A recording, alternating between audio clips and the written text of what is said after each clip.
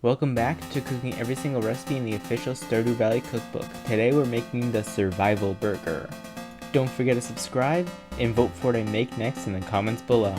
To start this recipe off, you're going to want to start by making the pickled carrot ribbons because they need to sit for an hour. So you'll want to start off by using just a vegetable peeler to peel off thin strips of your carrot.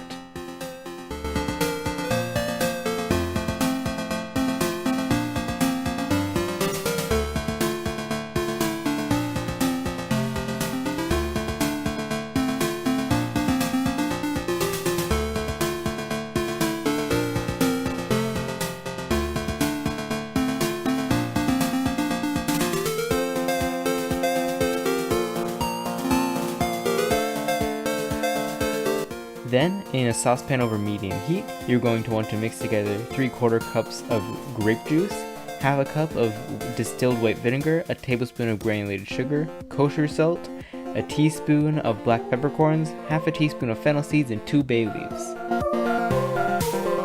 You're just going to mix that together until the sugar and salt dissolves and it starts to steam. Then you pour it on top of your carrot strands, your ribbons, and just let it sit for an hour. Now for the patties, you're going to want to cut one small eggplant into like inch-sized pieces. It was big enough to fit into a food processor, but they're small enough to fit into a food processor.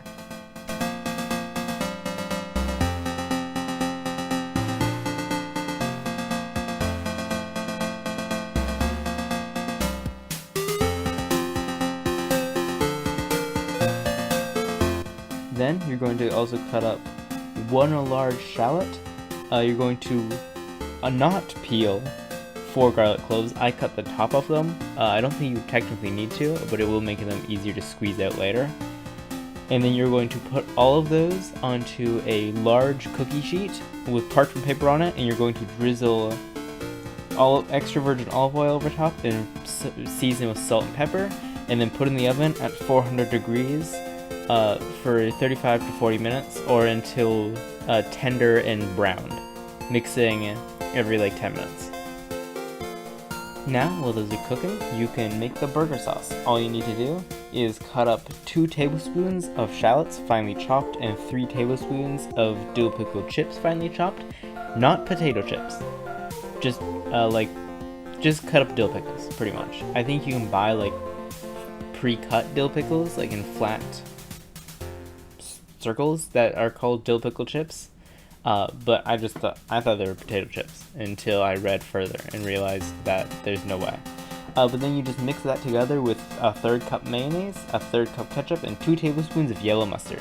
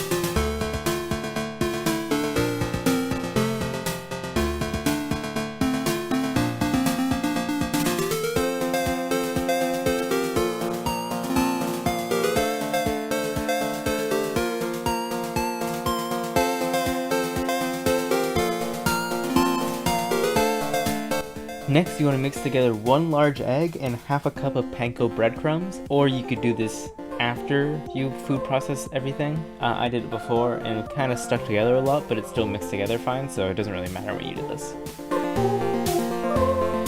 Once the eggplants come out of the oven, they're going to cool for 20 minutes before you put them in the food processor. Now, you're going to squeeze out the roasted garlic into a food processor and also add the eggplant and shallots, and also add 3/4 cups cannellini beans, or really red kidney beans or black beans, kind of whatever beans you want, and 3/4 cups cooked and cooled wild rice. Also kind of whatever you want. whatever kind of rice you want. It doesn't really matter.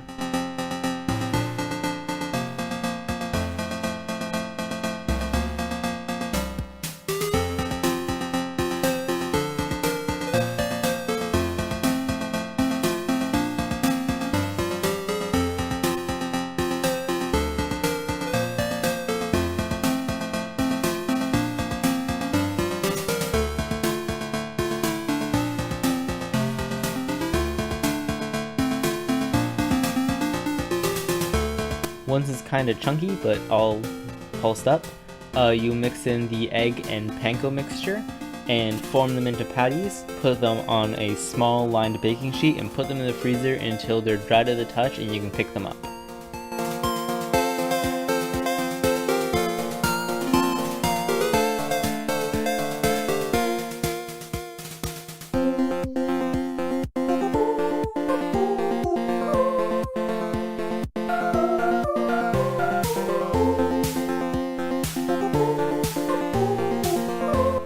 Now you heat a pan over medium heat and then add your cooking oil, swirling it around to coat. I accidentally added a little bit too much oil, but it's fine.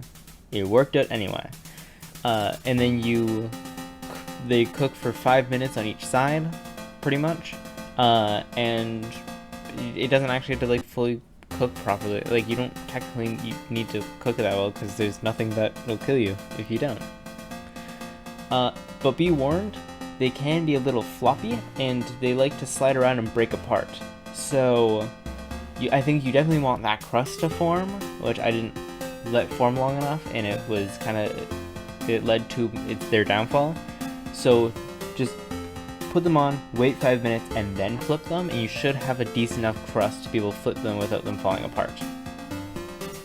Happy cooking.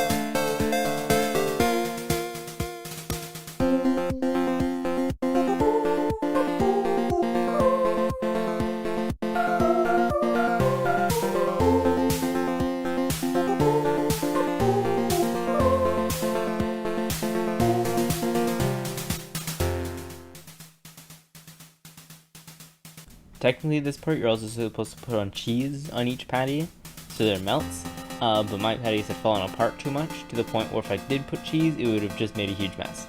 But if your patties are staying together, definitely add the cheese here while they're still in the frying pan.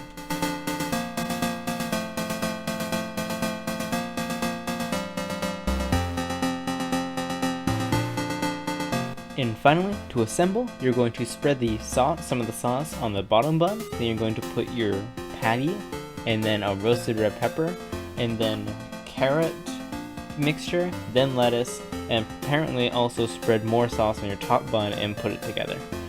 I did not read this part before assembling my burger, so that's why it looks nothing like how I just described, but that was fine. That's fine. This was really good, like really good. I would definitely make these again, and I would just eat the patty straight up. Like, it was so good. I want more now. Dang. 9.5 out of 10.